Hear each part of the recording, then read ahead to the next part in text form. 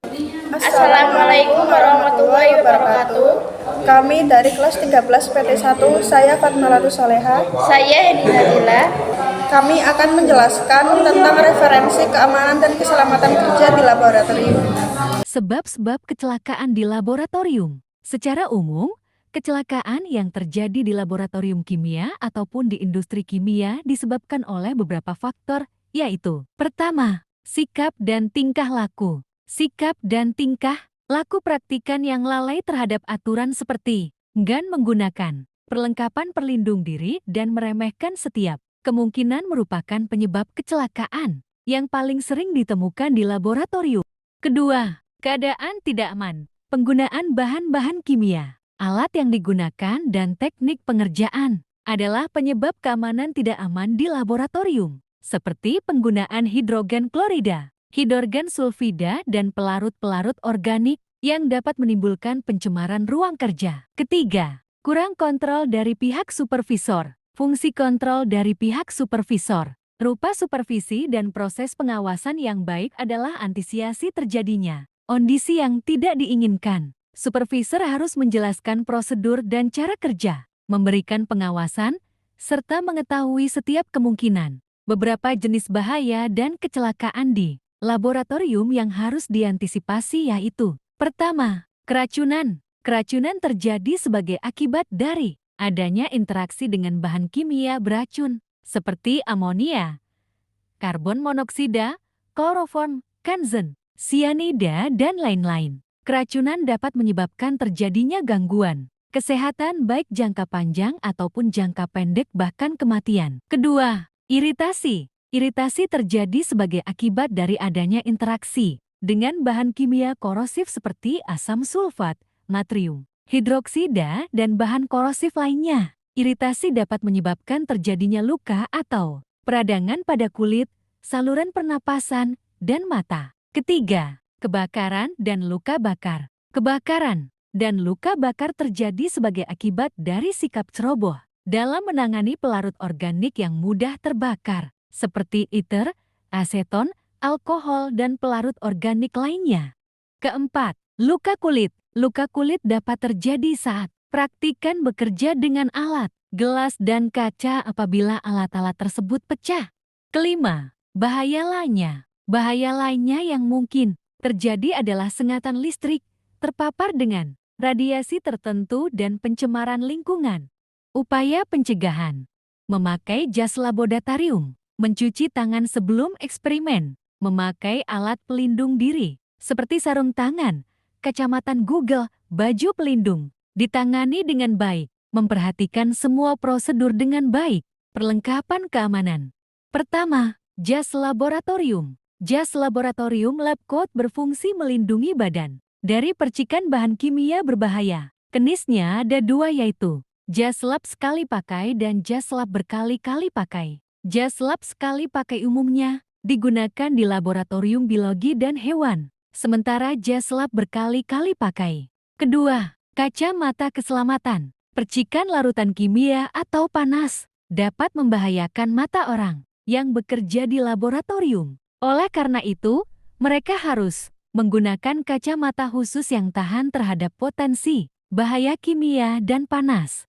Sepatu, sandal atau sepatu sandal dilarang digunakan ketika Anda bekerja di laboratorium. Mengapa? Karena keduanya tidak bisa melindungi kaki Anda ketika larutan atau bahan kimia yang tumpah. Sepatu biasa umumnya sudah cukup untuk digunakan sebagai pelindung.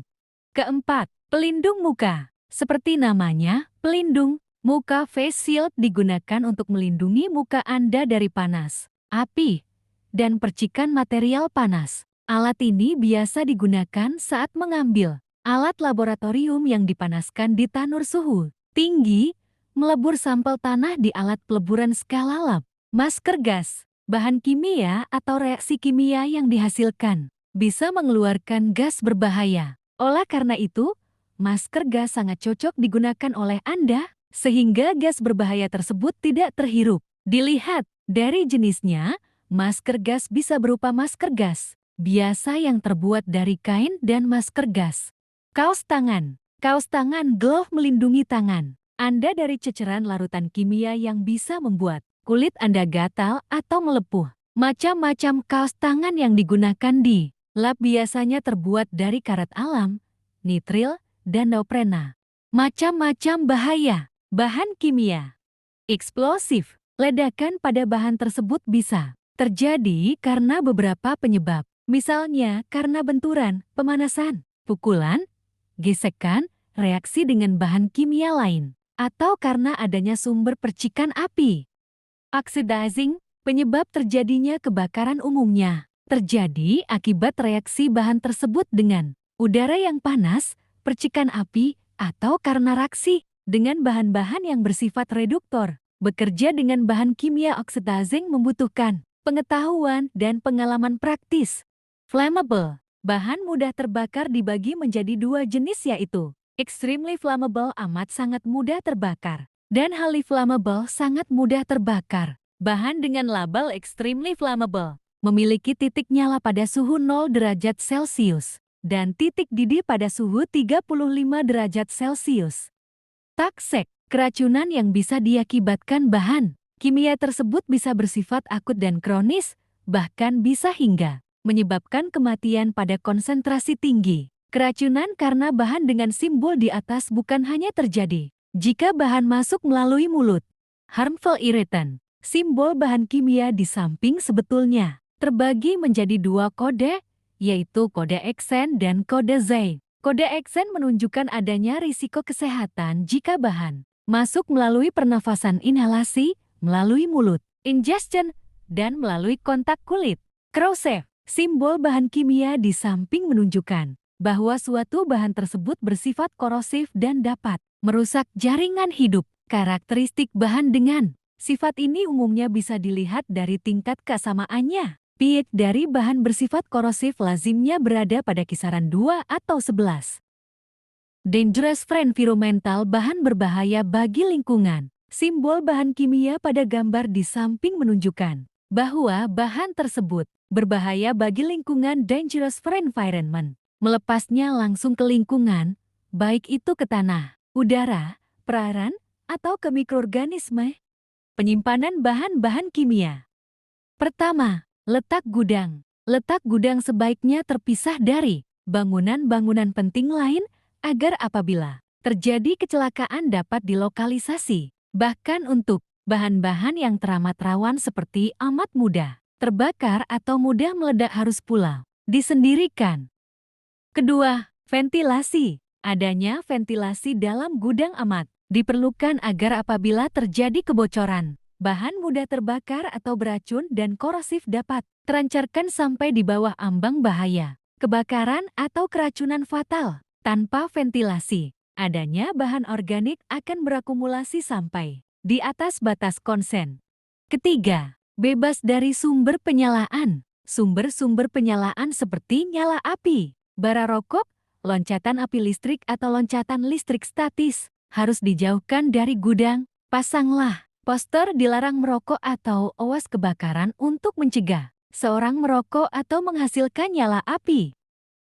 Keempat, ruang dingin. Ruangan yang dingin akan mencegah reaksi penguraian atau memperlambat reaksi. Ini dapat dipahami karena reaksi-reaksi kimia dapat mulai terjadi apabila energi bahan dapat mencapai energi aktivasi. Suhu tinggi dalam gudang akan dapat menghantarkan bahan mencapai energi aktif.